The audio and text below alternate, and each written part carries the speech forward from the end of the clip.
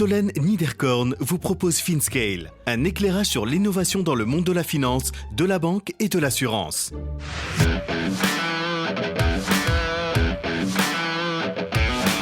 Les fusions-acquisitions dans la FinTech. Adrien Choquet, partenaire chez Gimard en M&A à Paris.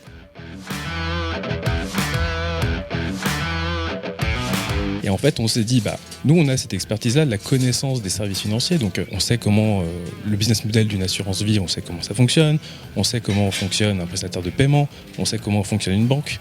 Donc, tout ça, c'est quand même des secteurs qui sont assez variés. On sait comment ça fonctionne. Je pense que les fintech, elles ont besoin de cette expertise-là. On a regardé un peu le marché, en fait, de voir comment ça se passait. Et on a vu qu'en fait, il y avait quelques levées de fonds qui se faisaient par des acteurs leveurs de fonds tech ou de la fusion-acquisition tech. Et on s'est dit, tiens, mais nous, derrière, alors la tech, on l'a moins. La fintech, bien sûr, il y a tech, mais derrière, on peut arriver sur le marché avec une connaissance en fait de ces métiers-là et avec une connaissance aussi des sujets de régulation, puisque effectivement, ce sont des métiers réglementés. Et donc, on est arrivé sur le marché comme ça. On s'est lancé à deux, avec quelques cas de salariés ensuite, et Gimard nous a recruté entre guillemets toute l'équipe il y a maintenant presque 1 an et demi, 2 ans. Que ce soit pour rapidement recruter ses équipes ou pour réaliser du build-up, la banque d'affaires est un allié clé pour réaliser ses acquisitions. L'éclairage d'Adrien sur le secteur est particulièrement intéressant pour comprendre les différentes stratégies déployées par les startups, les scale-up et les fonds de private equity. Nous parcourons différents use cases, les acquisitions par hack hiring, les opérations opportunistes de croissance ou les réflexions de build-up de gros fonds tels que Carlyle ou KKR. Nous apprenons que les fintech comme Revolut ne se sont professionnalisés que très récemment pour mener leur stratégie d'acquisition essentielle pour ouvrir de nouveaux marchés et rapidement accélérer leur développement. Nous détaillons la dernière levée de Pledge à laquelle Gimard a participé et comprenons comment la banque d'affaires a structuré la transaction. Une levée mixant l'equity et la dette très appropriée dans le Buy Now, Pay Later. Adrien nous explique également que certains fonds comme Viola Ventures ont créé une activité de crédit pour répondre aux besoins des sociétés de son portefeuille. Bonne écoute à tous!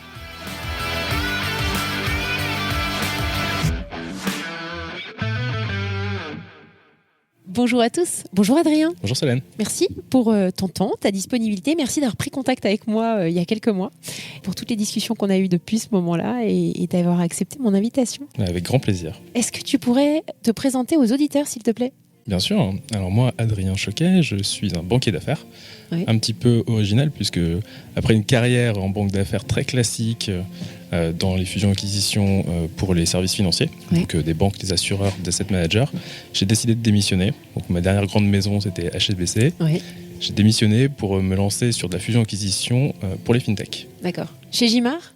Alors pas chez Gimard d'abord, en indépendant, avec une personne que j'avais rencontrée il y a presque 15 ans en tant que stagiaire chez Lazare, qui avait lui monté en quittant Lazare, avait monté sa petite structure, et en indépendant, on s'est dit, tous les deux, on fait de la fusion-acquisition dans les services financiers, il y a les fintech qui arrivent, bien sûr, nos clients, ils font que en parler, ça c'était en 2016-2017. Il y a un truc chaud là. Il y a un truc chaud, nos clients parlent tous, la digitalisation du secteur bancaire arrive, qu'est-ce qu'on peut faire et comment on peut les accompagner ?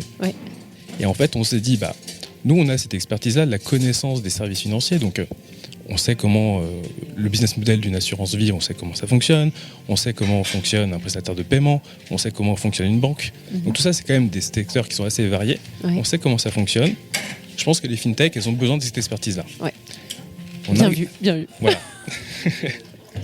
On a regardé un peu le marché, en fait, de voir comment ça se passait.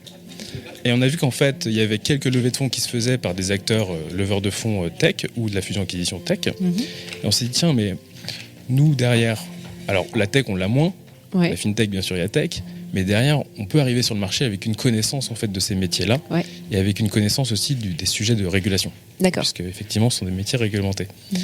Et donc, on est arrivé sur le marché comme ça. On s'est lancé à deux, avec quelques cas de salariés ensuite. Et Gimard nous a recruté, entre guillemets, toute l'équipe il y a maintenant presque 1 an et demi, 2 ans. Ça s'appelait comment, ta structure ? Ça s'appelait AEC Fintech. D'accord. Donc un peu connu dans le microcosme fintech parisien. Ok. mais moins connu que Gimar. Je t'ai fait venir aujourd'hui parce qu'on a eu des discussions très intéressantes tous les deux ces derniers mois.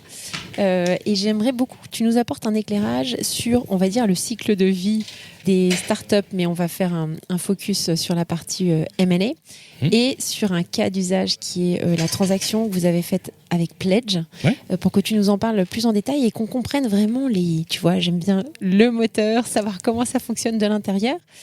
C'est un sujet que j'ai abordé forcément au fil de l'eau parce que j'ai eu pas mal de fintech qui ont parlé des différentes levées de fonds auxquelles ils avaient été confrontés, enfin les différentes, le site, série A, série B. Enfin, je pense que ça c'est quelque chose que les auditeurs connaissent très bien. En revanche, tout le volet acquisition, on n'en a pas trop parlé et d'autant plus que c'est moins soit mis en lumière par les médias, soit il y a beaucoup moins d'opérations d'acquisition que de levée. Donc, je voulais savoir, la toute première question que j'aimerais te poser, c'est dans quel contexte, dans une scale-up, on en arrive à se poser ces questionnements-là de croissance externe et est-ce que la nature des investisseurs qui sont derrière la société peut éventuellement accélérer ces questionnements, on va dire ?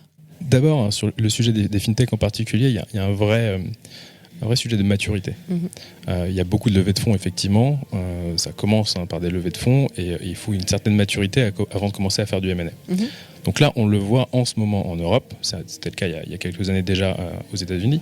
Mais on le voit en Europe, les fintechs sont matures pour faire du M&A maintenant.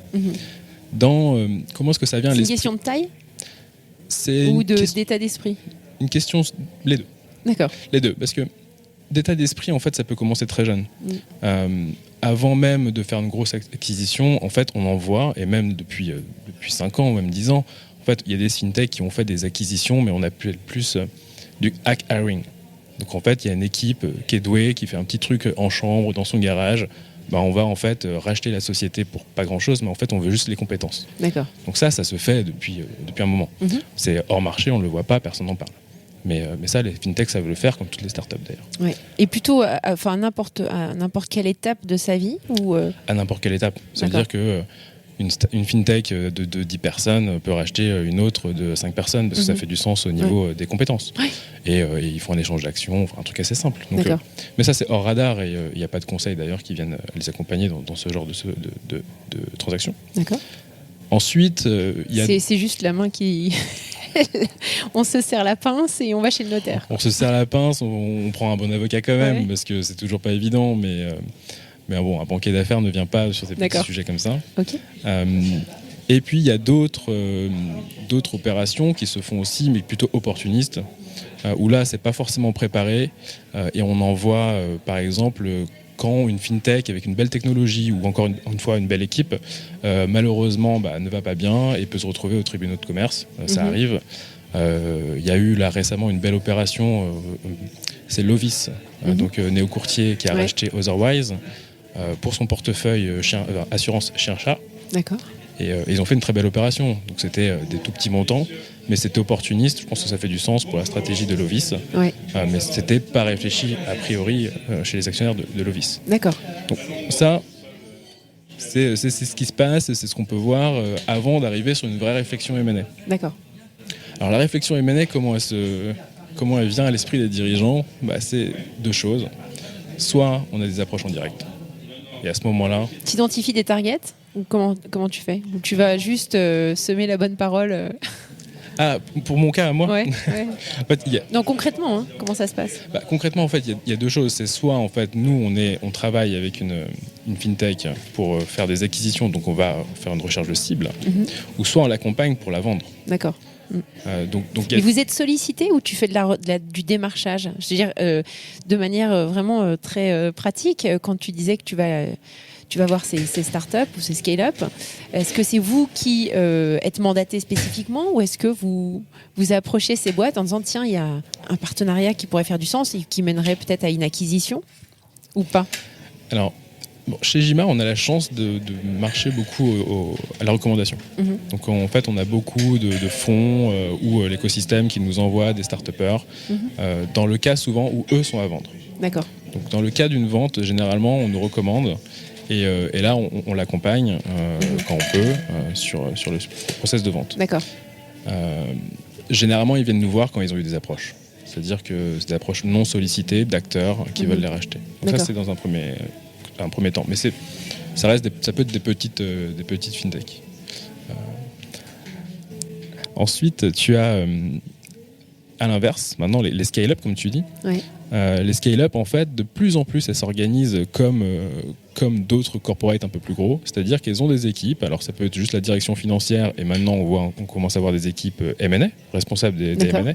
Okay. Donc là, on va travailler avec eux comme on le fait avec des corporates un peu plus organisés. C'est-à-dire qu'on va les voir. Donc ça se professionnalise. Ça se professionnalise complètement. D'accord. Tu as de plus en plus d'équipes, en fait. Généralement, ça commence... ils recrutent une personne pour gérer les grosses levées de fonds. Quand on part à partir de la série C, série D, ils peuvent recruter une personne qui s'occupe de ça. Et puis au fur et à mesure, elle devient en fait responsable des M&A. Et donc là, en fait, on va les voir comme un corporate. On discute avec eux de quelle est votre stratégie, quelles sont les opportunités de marché qu'on pourrait identifier. Et on garde un œil. Et dès qu'on voit quelque chose sur le marché, on leur en parle. D'accord, ok. Et à ce moment-là, on est mandaté et on les accompagne pour faire l'opération. D'accord. Alors, on parlait du niveau de maturité. Donc, tu disais que c'était une tendance qui était de plus en plus importante en Europe, plus avancée aux États-Unis. De ton point de vue et avec tous les retours que tu as sur le marché, alors plutôt français, quel niveau de maturité des connaissances et de connaissances des entrepreneurs sur ce sujet-là particulièrement et dans les opérations, est-ce que tu sens qu'il y a également un petit peu de transfer knowledge à faire avec ces entrepreneurs? Ah ouais, beaucoup plus qu'en levée de fonds en fait. En levée de fonds, les entrepreneurs parlent beaucoup entre eux. Les VC sont très ouverts, c'est facile d'aller rencontrer un VC, de discuter avec lui. Donc, a priori, ils savent comment ça se passe. Le M&A, effectivement, c'est beaucoup plus opaque, beaucoup plus transparent, et moins transparent, pardon. et pour eux, en fait, ils le font qu'une fois. Donc, ils l'ont jamais fait auparavant, sauf si c'est un fondateur qui a déjà vendu une boîte, mais c'est finalement assez rare. Donc, il y a un vrai besoin d'accompagnement, il y a un vrai besoin d'accompagnement en amont du process, puis à la fin du process. Ça peut être des discussions parfois qui sont c'est un vrai sujet de vie pour les entrepreneurs, hein. Ce sont souvent des fondateurs, hein. C'est pas des actionnaires qui vendent, enfin bien sûr il y a des actionnaires VC, mais donc il y a un vrai projet de vie en fait derrière. Et au-delà du process qui dure, on va dire 6 mois en moyenne, d'abord il y a un accompagnement avant et après. Et nous, on lance des process avec des process de vente avec des fondateurs. On a discuté 2 ans avant. Tant que ça vienne, qu'on se décide, c'est des vrais changements de vie pour eux. Donc c'est quelque chose de très humain également. Tout à fait. Alors quand tu as alors je parle plutôt pour des boîtes plus matures, mais des fonds comme KKR ou Carlyle qui sont des gros fonds de private equity qui arrivent au capital, est-ce que ça accélère la dynamique d'acquisition? Oui, complètement. Alors justement, donc je t'ai parlé des high hiring, des acquisitions opportunistes. Quand par contre là tu as un fonds de taille tel que KKR, là tu changes, parce que ce qui est intéressant en ce moment dans la maturité des fintechs, c'est que tu vois un prisme un peu plus private equity plutôt que venture qui commence à arriver en Europe avec des fonds qui savent faire du private equity. Et quand tu dis private equity, dis opportunité de build-up, donc d'acquisition. C'est-à-dire que les fonds arrivent et rentrent dans la start-up avec des sommes assez conséquentes, rentrent dans la start-up et disent on va faire du build-up, on va racheter des concurrents, et une partie de la levée de fonds sera dédiée à ça. D'accord. Donc là, c'est un vrai changement de paradigme qui se passe en ce moment en Europe, qui existe aux États-Unis depuis un moment. Et effectivement, là, il y a un actionnaire qui vient et qui le dit clairement. On va dire 40% de la levée de fonds, ce sera pour faire des acquisitions. Tu es le numéro 1 dans tel pays, tu dois devenir leader en Europe, et on y va par acquisition. D'accord. Donc, parce que j'ai des exemples en tête. Oui. Non, mais c'est vrai, il y a eu ça récemment. Il y a eu quelques grosses fintech qui ont été cédées à des fonds américains, et tu sens que ça va venir. Oui. Ou des fonds asiatiques. En tout cas, pas des fonds de pays européens, si. Ou est-ce que le fait que ce soit des fonds de pays américains change quelque chose? En fait, les Américains, ils le font aux États-Unis depuis un moment, donc ils savent très bien le faire. Ils viennent en Europe pour ça. Investir dans une start-up en France pour un Américain, elle ne va pas rester franco-française. Donc forcément, il y a une politique, une stratégie de croissance derrière. Mais, alors oui, j'imagine qu'il y a des contre-exemples en Europe. En France, par exemple, tu as Plus Simple, qui qui a levé une 30aine de millions, donc qui Ouais. n'est pas non plus un gros acteur, mais qui commence à être une belle start-up en France. Ils sont accompagnés par des fonds qui ne sont pas américains. Ils ont alors Anthemis qui est un headquarter aux États-Unis, Si, quand même, ouais. mais c'est pas eux qui ont fait le dernier tour en fait. Ouais. Donc dernier tour ils ont fait avec Speed Invest Ok. notamment. Ouais. Et là ils en sont à leur 3e ou 4e acquisition. D'accord. Ah, ok. Donc il y a D'accord. quand même, alors je sais pas si c'est du mimétisme de la part des fonds européens par rapport aux Américains, mais il y a de l'acquisition qui ne se fait pas que avec des Américains ou des Asiatiques. D'accord. Alors, je vais encore t'embêter sur le détail, mais dans le processus d'une acquisition, est-ce que tu pourrais quand même nous expliquer quelles sont les parties prenantes qui rentrent dans le jeu sur ce processus, on va dire à partir du moment où vous êtes mandaté, vous avez identifié une target, comment ça se passe de manière assez pratique? Non, mais j'aime bien dérouler les chaînes de valeur, tu vois. Ouais. Je peux te faire la version longue ou la version Non, courte. la version sans problème, efficace, qui marche vite. Les intervenants, t'as le banquier d'affaires donc qui est là du début à la fin. Ouais. Il t'assiste de la signature du mandat jusqu'au closing où l'argent est sur ton compte. Ouais. Donc on est là. Derrière, tu as très souvent en face un autre banquier d'affaires. Ouais. Et c'est dans ce contexte où c'est important pour le fondateur de s'équiper en fait, de pas le faire tout seul, parce qu'à partir du moment où derrière il y a des acheteurs qui sont conseillés par des banquiers d'affaires, ça devient complexe. D'accord. Au-delà de ça, on peut pas se passer d'avocats des deux côtés, Ok. très clairement. Le contrat final, il sera rédigé par les avocats, même si nous, banquiers d'affaires, on amène un peu le côté business derrière. C'est-à-dire que les avocats sont... Je peux pas me faire des amis, mais... Pas de commentaires désagréables sur mon podcast. mais sont très carrés. Nous, on a un regard un peu plus business. Ouais, non, mais on comprend. Mais en tout cas, on travaille main dans la main. Hein, Ok. donc, Ouais. et ensuite, tu as un process qui dure à peu près 6 mois. C'est une moyenne. Franchement, on peut aller beaucoup plus vite, ça peut être beaucoup plus long. Ouais. Average. Voilà, average. Moi, j'en ai fait en 3 mois. Ouais. J'en ai fait en 1 an. Enfin, voilà. Ok. Mais dans ton process, en fait, tu as un moment de data room où en fait, après, on peut assimiler ça à un roadshow où tu fais une management de présentation, tu envoies ton document de présentation à tous les acheteurs potentiels. À partir du moment où ils mettent une offre indicative, donc non ferme, tu rentres dans un process de data room. Oui, Là, ça je pense que tout le monde connaît, voilà. le principe. Donc, Ouais. donc là, data room, tu es obligé d'avoir tes auditeurs, Ouais. que ce soit juridique, financier, IT, etc. Donc ça, ce sont tous les intervenants. Et nous, en tant que banquier d'affaires, en fait, on a un rôle d'orchestrateur de D'accord. l'ensemble. Ok. Et alors, au niveau de la valo, comment la valo, qui fixe le prix comment ça se passe? Comment se passent les négos? C'est un grand sujet. On dévoile les secrets, là.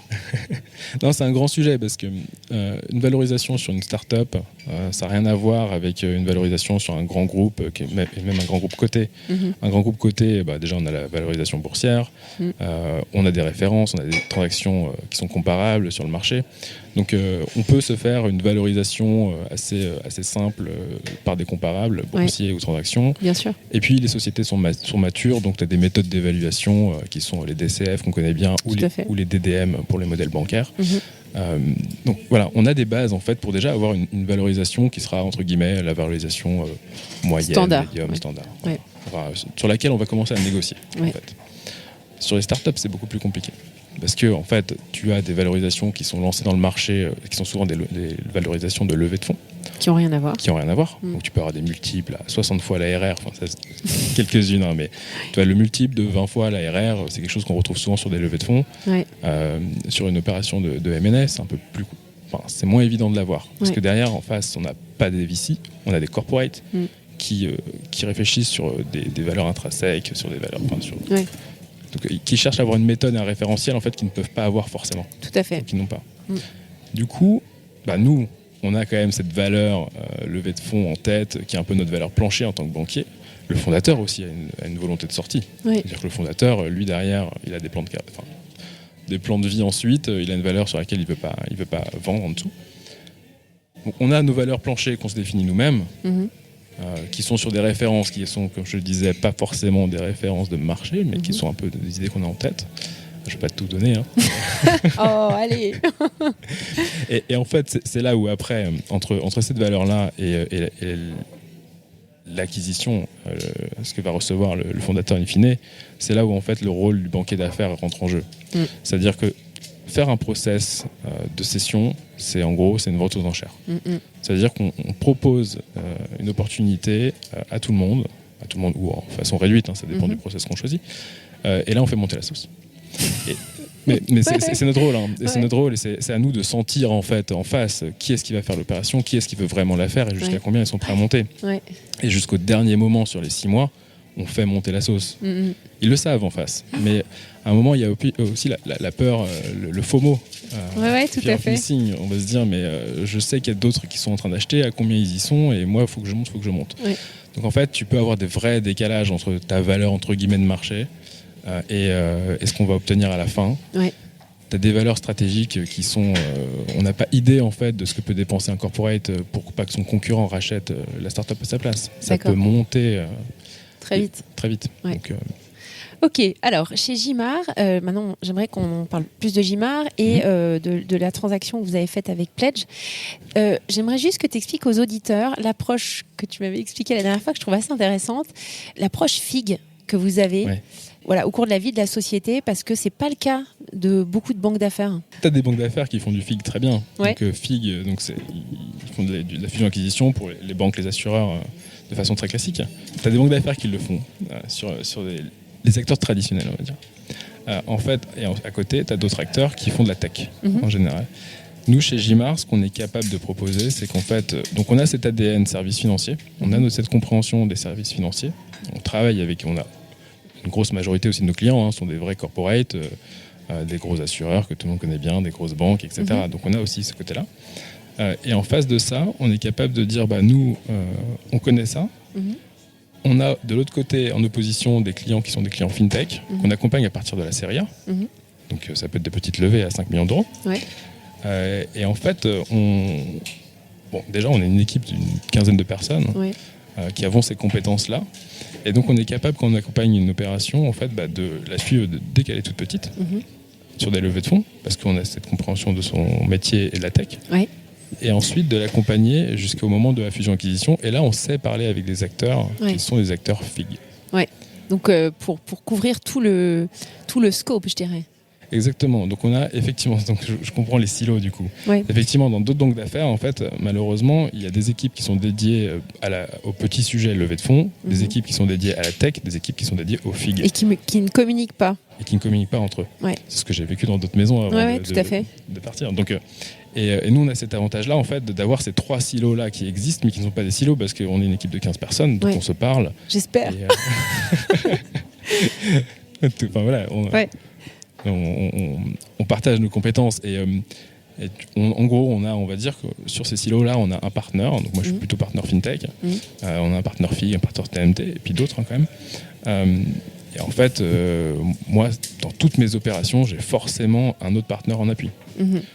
Si on va faire une levée de fonds pour un acteur de la réassurance par exemple, la réassurance je peux en parler, je connais.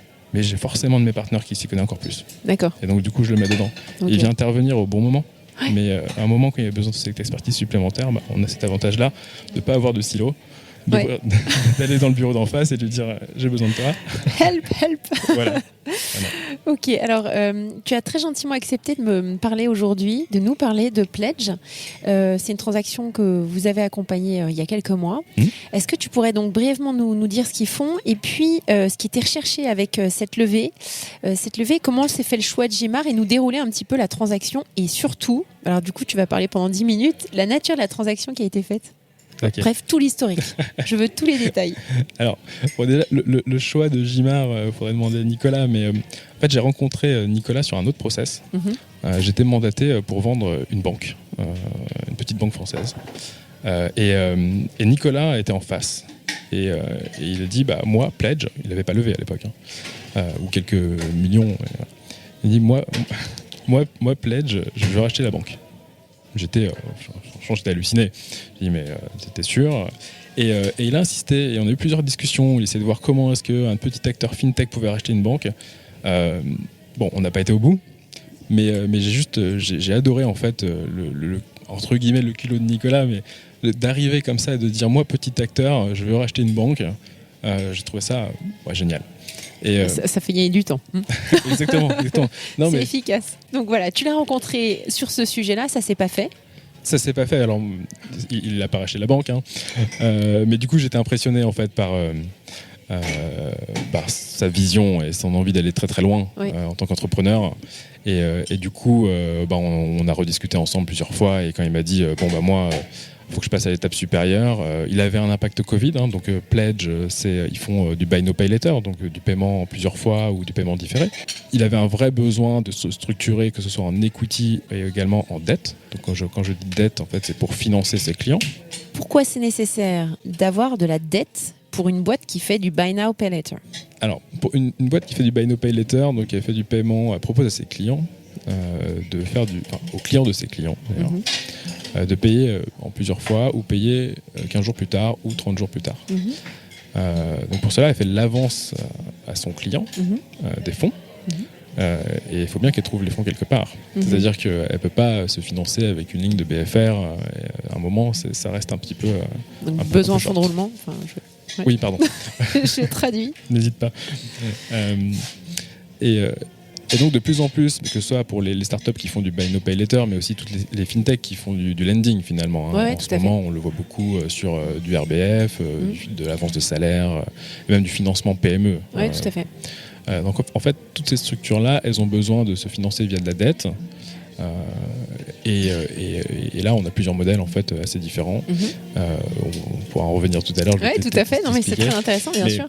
Et du coup, c'est pour ça que Pledge est venu vers moi. C'est parce qu'il savait que j'avais déjà fait ce genre d'opération. On avait fait quelques-unes avant, effectivement. Et donc il s'est dit Jimar, vous êtes capable de lever en equity bien sûr parce que c'est votre métier, mais en fait vous avez aussi levé de la dette derrière et ça m'intéresse parce que moi j'ai une double problématique, c'est que j'ai mon besoin de lever equity pour mon opérationnel et un besoin de lever dette pour mes clients. Top. Alors, j'avais traité ça aussi avec Charles Egli sur l'épisode United Credit. Ouais. C'est la même démarche, en fait. C'est la même démarche. L'équipe United, ce sont les premiers à avoir fait ça avec October. Oui, exact. Alors, on n'avait pas traité ça avec Olivier Goua, mais je vois tout à fait. Dans le premier cas, c'était un fonds commun de titrisation et dans l'autre, c'était un LTIF. C'est ça ? Exactement. Ouais. Alors, du coup, comment ça se passe ? Donc, quand tu lèves de la dette et de l'equity, auprès de quels acteurs tu vas dans les deux cas ? Equity, donc là, la levée Pledge s'est faite avec Portage et Aqualine. Ouais, on en avait parlé avec Hélène Felchier. Voilà. Aussi, donc Hélène de Portage et Aqualine, un fonds américain, avec un vrai ADN fintech et d'ailleurs qui a des opérations buy no pay later aux États-Unis. Donc ravi d'avoir fait l'opération avec les deux. Donc Equity très classique. On a été voir des VC et il y avait un vrai engouement sur le buy no pay later, donc l'idée d'avoir des VC internationaux faisait du sens pour Pledge. Ouais. Sur la dette, c'est différent. Sur la dette, il y a plusieurs acteurs. Donc pour Pledge, on a levé 15 millions en dette in balance sheet. Et à côté, on a monté un SPV, donc sous forme de fonds de commun de titrisation, de 50 millions. D'accord. Ok. Et là, il y a plusieurs moyens de le faire, en fait. Aujourd'hui, il y a des acteurs qui le font via des SPV assez classiques. Donc SPV, on fait une structure de dette, peu importe le format, mais c'est assez simple à créer. Ou soit on part dans un fonds un peu plus structuré, comme l'a fait October, ou comme le fait Pledge, ou comme l'a fait United Credit. Top. Écoute, c'est super intéressant. J'avais un peu peur quand on s'est dit qu'on allait parler de ça, que ce soit complexe, mais en fait, tu as très bien expliqué. C'est un sujet avec lequel j'aimerais bien finir sur ça. En fait, non, il y a deux sujets. La première des questions que j'aimerais te poser, c'est est-ce que tu penses qu'on a besoin plus de professionnaliser et outiller les fonds sur ces sujets-là, les fonds de VC, sur la possibilité justement de mixer dette et equity ou pas ? Parce que c'est vrai que le financement, tu entends parler que de financement en equity, mais pas du tout en dette, par la dette. Ouais. Il y a un rapport au risque des fonds, ça change, hein, mais il y a un rapport au risque, c'est que le risque crédit, les fonds aujourd'hui ne sont pas très à l'aise avec un risque crédit. Quand on finance via de la dette, on prend ce risque crédit. Ça change parce que typiquement Aqualine, qui est investisseur chez Pledge, ils ont monté un fonds crédit. D'accord. Je pense aussi à Viola FinTech, qui est un fonds israélien. Exact, Ils ont monté Viola Credit. Ah ouais. Donc en fait, les investisseurs commencent à se dire, mais finalement, prendre le risque crédit, pourquoi pas. Alors c'est des taux qui n'ont rien à voir, hein, des TRI qui n'ont rien à voir. Ouais. Mais ils se disent, en fait, on voit des acteurs, notamment, en particulier dans la FinTech, qui ont besoin de ces financements-là. Nous, on a des LPs, donc des investisseurs dans notre fonds, qui sont, pourquoi pas, ouverts à un peu avoir un risque qui soit différent que de ce risque equity. Donc ça commence à changer. Donc il commence à y avoir des acteurs qui s'équipent et il va y avoir des annonces. Alors justement, ça c'est le deuxième point que je voulais voir avec toi. Est-ce que tu peux nous donner, alors je sais que tu peux pas citer les noms malheureusement, mais un avant-goût des annonces, des types de structuration que vous pourriez avoir mis en place pour des clients qui vont être annoncés dans les prochaines semaines. Sans dévoiler trop de secrets. Alors, dans les prochaines semaines, je sais pas, c'est des choses qui prennent du temps parce qu'il y a quand même un vrai besoin d'éducation du marché. Des fonds de titrisation, il y en a eu des tonnes. Les gens savent faire. Un fonds de titrisation de 200 millions, c'est pas compliqué. Un fonds de titrisation, ou peu importe, le format de 50 millions, c'est pas évident. Donc, y a pas parce que c'est petit. Parce que c'est petit. Parce que c'est petit et parce que c'est des investissements sur des sous-jacents qui ne sont pas forcément connus. Si on prend l'exemple du RBF, Revenue Based Financing, c'est tout nouveau en Europe. Aujourd'hui, financer du RBF, c'est vraiment pas évident. Enfin, il n'y a pas d'historique. Donc, il y a un vrai besoin d'éducation du marché. Et là, tu me révèles pas de secret. Et donc, je te révèle pas de secret. mais non, mais donc, on a senti qu'il y avait quand même un truc avec le Revenue Based Financing. Entre autres, mais il y a plusieurs sous-jacents en fait intéressants. Tu vois, il y a des sujets sur le e-buying aussi. Le e-buying, donc tu achètes des appartements à la place, d'une personne individuelle. Ou tu l'accompagnes, comme Virgile. Ou tu l'accompagnes comme Virgile, par exemple. Et derrière, tu as des actifs qui sont l'actif immobilier. Donc derrière, pareil, il y a des besoins de financement sur ces startups-là. Intéressant. Top. Mais écoute, ça fait plein de choses, je pense, à découvrir. Avant la recommandation de bouquin, est-ce que tu pourrais juste, parce que tu n'as pas pu vraiment rentrer dans le détail, nous parler un petit peu des tendances? Alors, ce qui est intéressant en ce moment, donc je te disais au début du podcast qu'il y avait une vraie maturité du sujet FinTech aujourd'hui. Et en fait, on voit les FinTech commencer à faire des acquisitions. Si tu prends un exemple bien connu, c'est Klarna. Klarna, ils en sont à une vingtaine d'acquisitions. Après, Klarna, ça vaut maintenant tellement cher qu'ils ont les moyens de le faire. Mais tu as par exemple en France l'exemple de Swile. Swile, ils ont levé 300 millions à peu près au total. Maintenant, ils ont fait de très très belles opérations acquisitions en Amérique du Sud. Donc tu vois des acteurs en fait qui commencent à rentrer dans le jeu des acquisitions. Et ce qui est super intéressant, c'est que déjà ils ont la capacité d'acheter. Et en plus, ils se mettent en frontal avec des corporates qui veulent acheter. Donc moi, je me retrouve sur des opérations où je vends un actif, FinTech. Et en fait, devant, je peux avoir une banque, je peux avoir une FinTech, je peux avoir un gros asset manager, et puis je peux avoir un gros fonds américain qui débarque pour faire du build-up.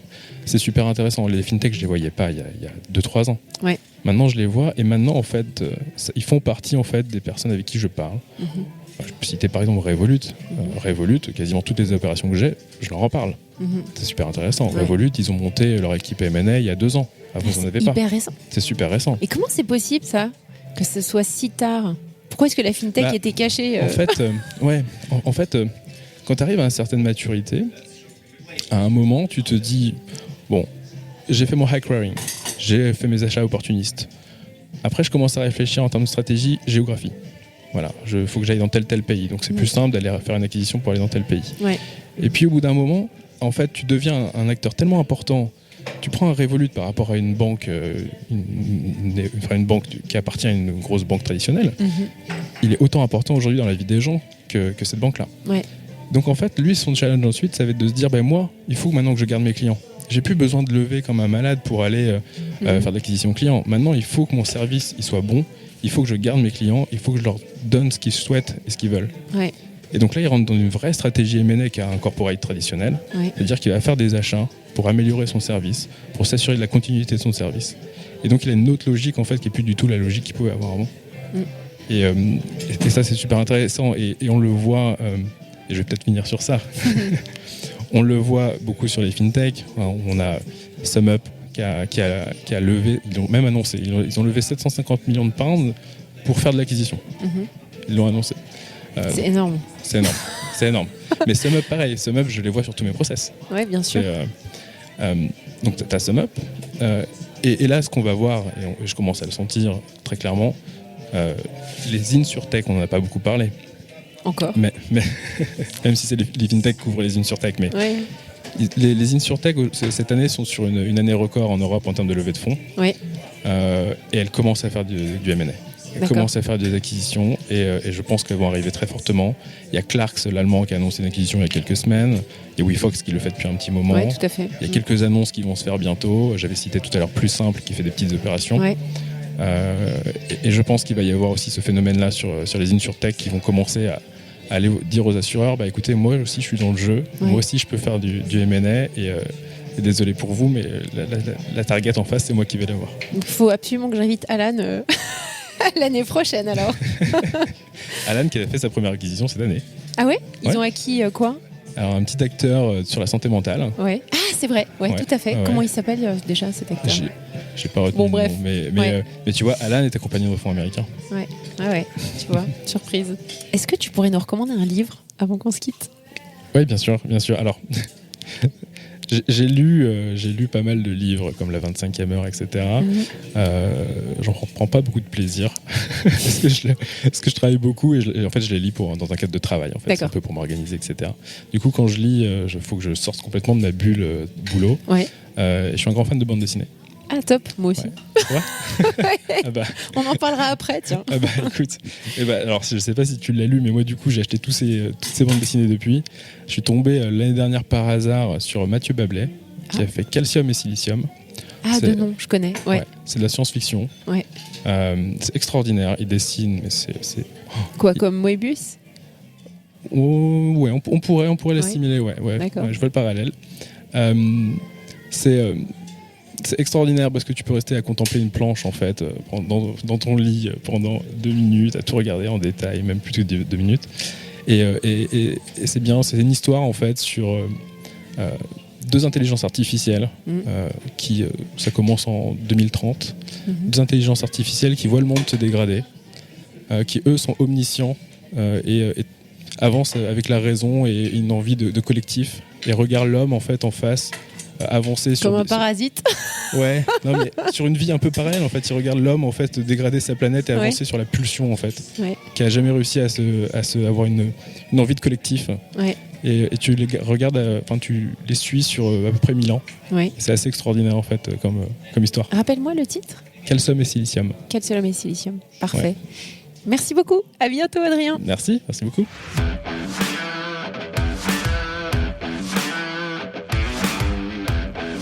Merci à tous pour votre écoute. Je suis ravie d'avoir partagé ce moment avec vous. N'hésitez pas à me contacter sur Twitter ou LinkedIn pour me faire part de vos commentaires ou de vos réactions. Et je compte sur vous pour noter cet épisode sur vos plateformes de podcast préférées. À la semaine prochaine.